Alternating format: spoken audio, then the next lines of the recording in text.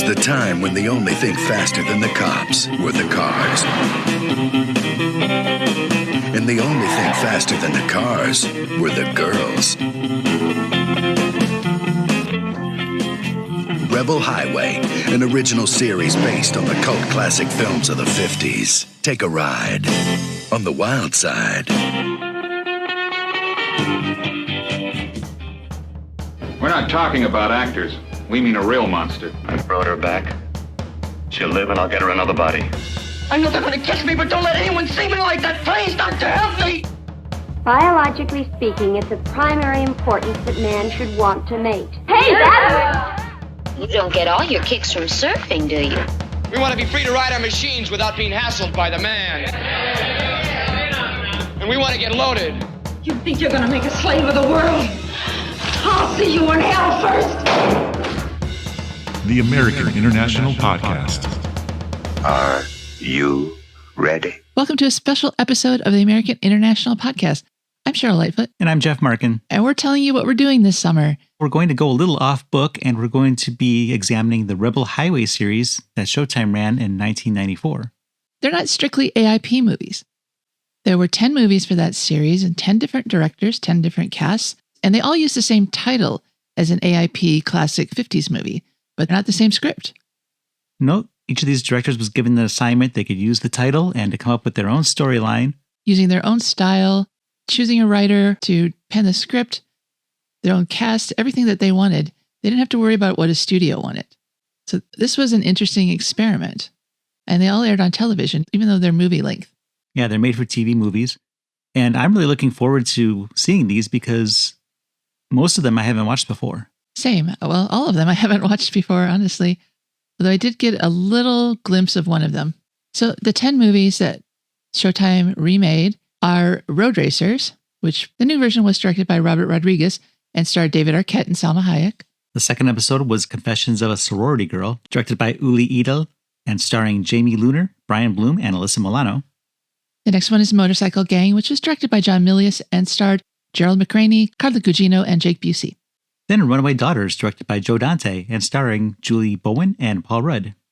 And then Girls in Prison, directed by John McNaughton, written by Samuel Fuller and Krista Lang, and starring Anne Heche, John Polito, and Ione Skye. Next up is Shake, Rattle, and Rock, directed by Alan Arkish and starring Renee Zellweger and Howie Mandel.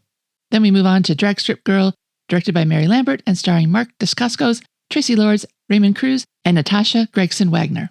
And that will follow with Jailbreakers, directed by William Friedkin and starring Antonio Sabato Jr., Adrian Brody, and Shannon Doherty. Ooh, already an Oscar winner. After that is The Cool and the Crazy, directed by Ralph Bakshi and starring Jared Leto and Alicia Silverstone. And last we'll have Reform Schoolgirl, directed by Jonathan Kaplan and starring Amy Graham and Matt LeBlanc. These movies have an interesting pedigree. They're not AIP movies, granted, but Lou Arkoff, the son of Samuel Z. Arkoff, is the producer for the series, along with Debra Hill and Willie Kuttner. And these are all titles that were still owned by the Arkoff estate, so they were available to use. That's why we didn't get other movies like I Was a Teenage Frankenstein or Attack of the Puppet People. There are plenty of 50s movies that they could have made, but I think they chose the more social commentary type movies. They did. We don't see any of the sci-fi ones here, but there is another series later where they do tackle some of those called Creature Features. Well, maybe we'll do those one day. I found an interview in the Washington Post. Patricia Brennan talked to Lou Arkoff for an article called Fast Cars, Fast Girls, and Raging Hormones, in which we found out that Raging Hormones was the proposed title for this series, but Showtime went with Rebel Highway. I think that's smart. I think Showtime had the right idea here, yeah. Arkoff said in the interview, the appeal to directors was that they weren't hampered by big studios saying, you can't do this or that, and all the directors paid very close attention to the detail of the era.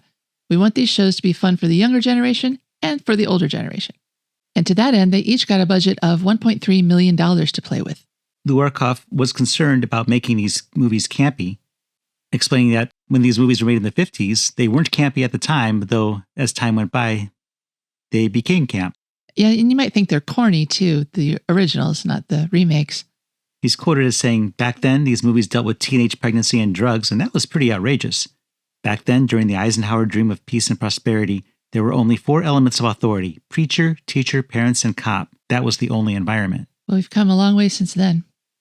Now, just because Samuel Arkoff isn't a producer doesn't mean that he hasn't any involvement at all in the series. No, he appears as an actor in one of them.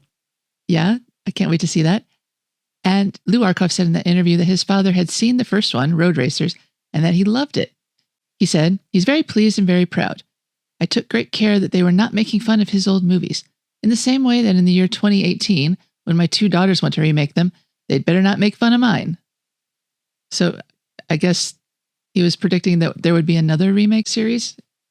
I think it's interesting to note that when these movies originally aired in 1994, they were remakes or retellings, or however you want to describe it, of movies that were nearly 40 years old at the time. Mm-hmm. And here we are just over 30 years later, looking back at these.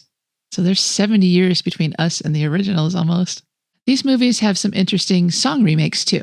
A soundtrack album was released called Fast Track to Nowhere, which is out of print but available for an affordable price on eBay or sites like that. Wherever you do business. Each movie has one particular famous artist remake. I think we have Los Lobos doing Lights Out, which was a Jerry Burns song for one episode. We go down the entire track list. The Neville Brothers doing their rendition of Let the Good Times Roll. Then we have Iggy Pop, of all people, doing Eddie Cochran's Come On, Everybody. Concrete Blonde does a remake of Jody Reynolds' Endless Sleep. Babes in Toyland, oh my gosh, doing Little Richard's The Girl Can't Help It. Blues Travelers does a cover of Fats Domino's I'm Walkin'. And Cheryl Crow, who's actually pretty new at this time, did a cover of Fats Domino's I'm Gonna Be a Wheel Someday. Charlie Sexton does Gene Vincent's Race with the Devil. The Wild Colonials sang Muddy Waters Evil.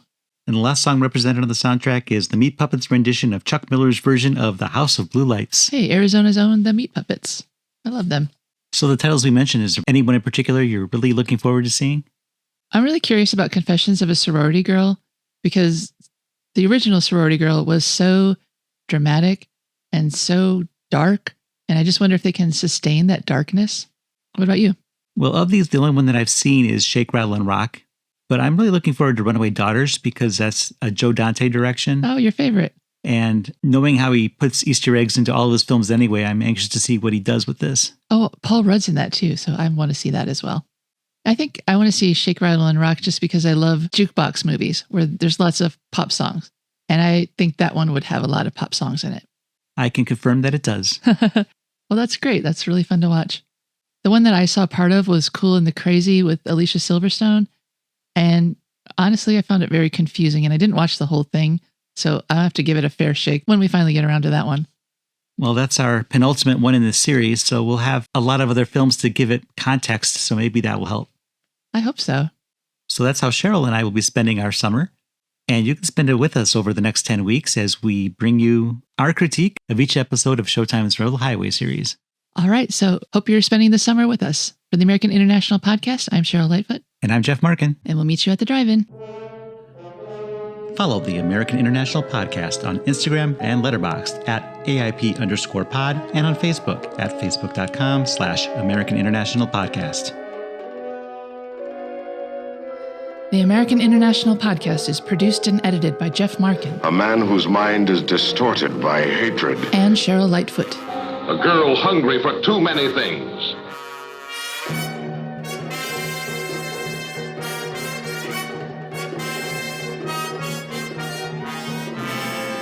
The American International Podcast is part of the Pop Culture Entertainment Network.